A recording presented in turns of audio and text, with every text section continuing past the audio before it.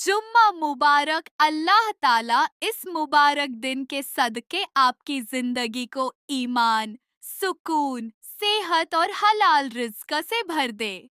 आपकी दुआओं को कबूल फरमाए और आपके दिल को नूर ए हिदायत से मुनव्वर करे। जुम्मा मुबारक।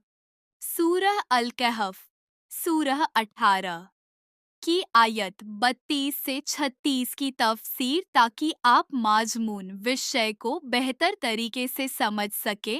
नीचे इसे विस्तार से पेश किया जा रहा है। आयत 32। अल्लाह ताला अपने नबी को हुक्म देते हैं कि दो आदमियों की मिसाल बयान करो। इनमें से एक को दो अंगूरों के बाग अता किए गए, जिनके चारों तरफ खजूर के पेड़ लगे हुए थे और उनके बीच में खेती की जमीन थी। यह उसकी नेमतों और आराम आसाइश की निशानी है।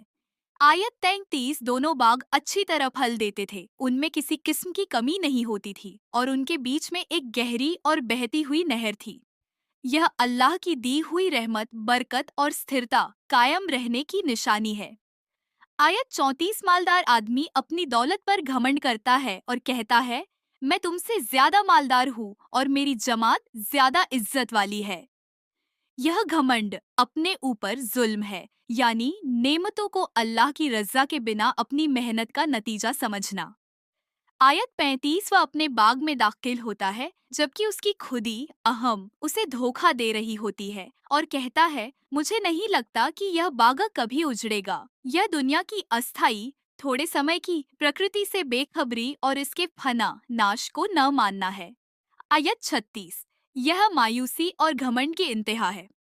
कयामत पर मुझे यकीन नहीं, और अगर मैं अपने रब की बारगाह में लौट आया भी गया तो मुझे यहाँ से बेहतर जगह मिलेगी।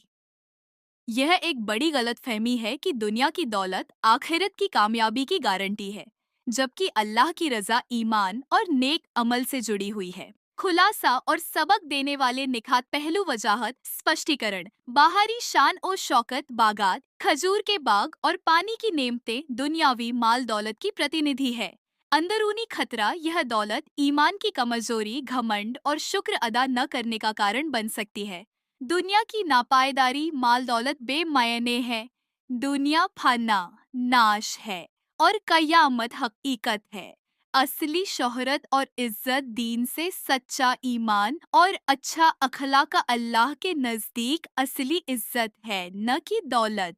जामे तासुर, समग्र प्रभाव। यह मिसाल हमें यह याद दिलाती है कि दुनियावी नेमतें एक आजमाइश है। ये दिल को अल्लाह की नेमतों पर निर्भर और शुक्रगुजार रहना सिखाती है। घमंड और दुनियावी अहम, खुद परस्ती रूह की गिरावट का जरिया बन सकते हैं, जबकि ईमान और नेक अमल इंसान को बुलंद मकाम, उच्च स्थान की राह दिखाते हैं। A part of my journey. Stay blessed always. If you like my message, please like, share and subscribe. Don't miss my Karak Chai. Boost your iman with Islamic vibes.